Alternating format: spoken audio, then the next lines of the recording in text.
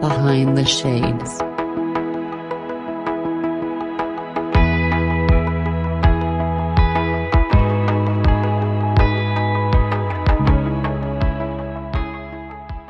You don't want to be working this type of job because if you work that type of job, you're a bum.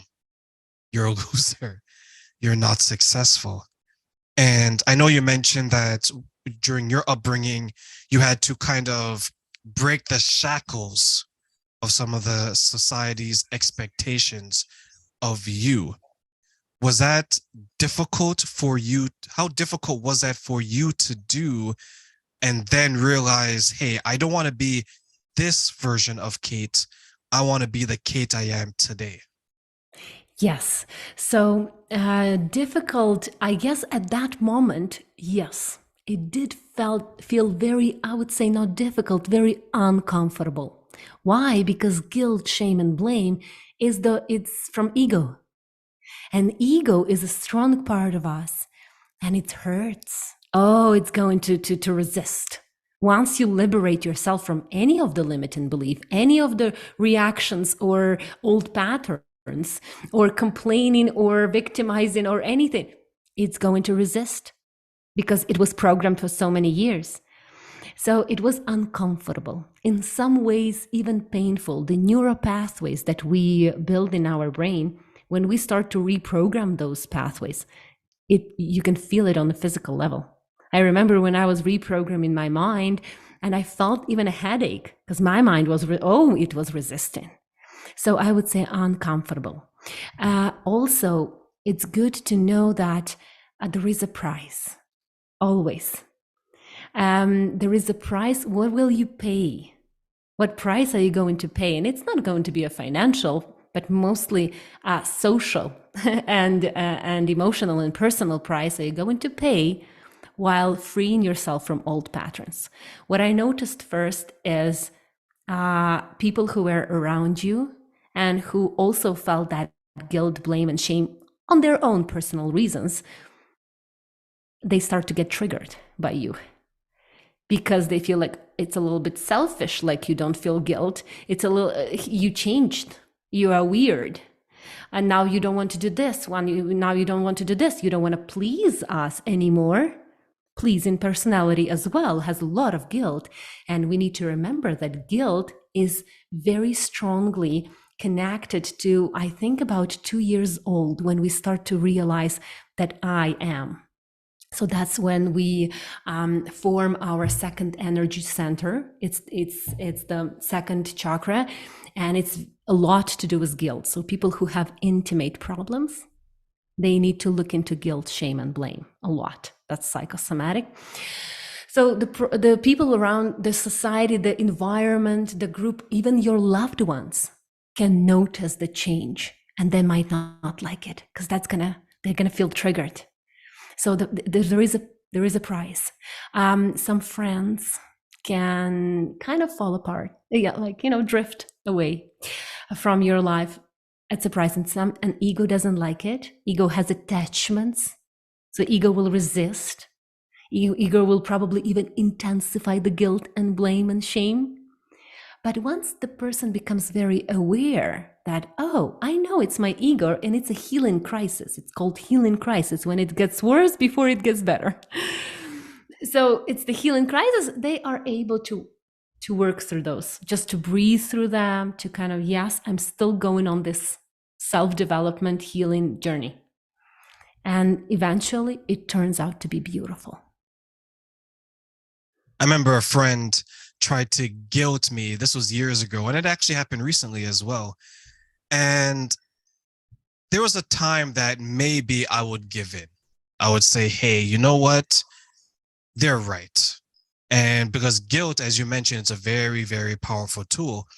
And the one that was recent was someone tried to guilt me. We talked about this hanging out with people, and sometimes you have to separate yourself.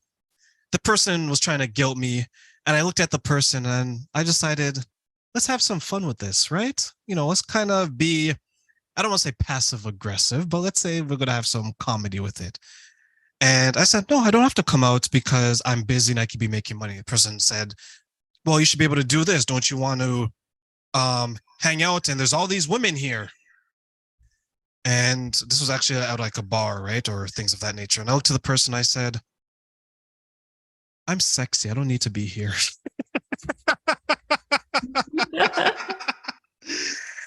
And the person kind of looked at me and I just said, hey, I just said that just to be quiet because I'm trying to make light of the situation. But it is annoying because we get guilted into having sex. We get guilted into giving someone an opportunity to be in a relationship, like a first or second date. We get guilted at work by our boss. Come on, Kate, just stay a couple of more hours. I really need you to do this because you're my favorite employee, right? Absolutely. We get the guilt comes from every angle if we allow it. Exactly. The clients you deal with, Kate, how difficult is that aspect of them saying that, this is my boundary.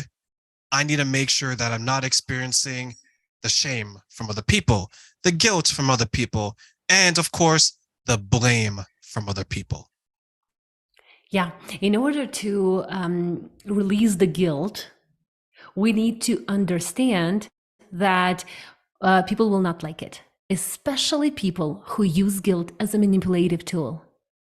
So if we allow the guilt to kind of overcome, us, then people will use it. And it's not like they are consciously, intentionally using it. Not everyone. But there are people who just kind of, it's unconsciously. Oh, that person is going to say yes anyway. So I'm just going to might as well ask in a direct way or indirect way. But they always said yes. So they probably will say yes. So it's not like people who use manipulative practices, they are doing it on purpose intentionally. Some of them do, some of them don't. It's just when you allow guilt in your life, you start to be a very good subject. When people tell me, I don't know, I don't think I can be hypnotized. I was like, well, you believe about yourself so many limiting beliefs, which means you suggested them to them, which means you are an incredible subject for hypnotizing yourself because you gave yourself very very harmful suggestions.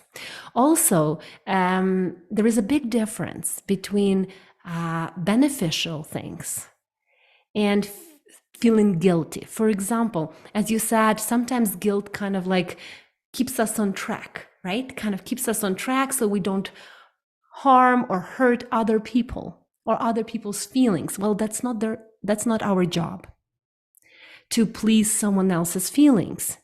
Our job is to do what is beneficial. What means beneficial? It's not good or right, wrong or bad. No, it's not that. Beneficial is something that first will benefit you as a human being. It's not something that is selfish. No, why society might put it as selfish, but it's not beneficial. Sometimes we say something that might hurt other people, but they need it as well. So it's beneficial. When we say no, people might choose that as a hurtful no, but at the same time, it's beneficial because they need it as well. So we need to separate the guilt and what I'm doing is beneficial. So sometimes we are afraid to hurt others. We don't hurt others. It's their job. They hurt themselves by allowing the words to come into their, especially when they're adults. We're not talking about children. It's completely a different story because children don't have control over their life. They are dependent. So, however, when we grow up, we take full responsibility for our life. And that's when we can choose. So I choose to let those words in or not. Will I allow myself to feel hurt because they said so? No. So you don't hurt anyone. There is a difference between hurt and harm. Harming is when we are physically abusing, right? We're not talking about harming. They're talking about sometimes our words can hurt, especially when we start to build our personal boundaries, when we start to say no, when we start to stand up for ourselves, when we start to release any layers, right, of the roles that we played all our life. Yes, but guilt is possible to work through. People need to see that they need to change the perspective on guilt, because people feel like, oh, I can't live without that guilt. It's not possible. No, it is possible.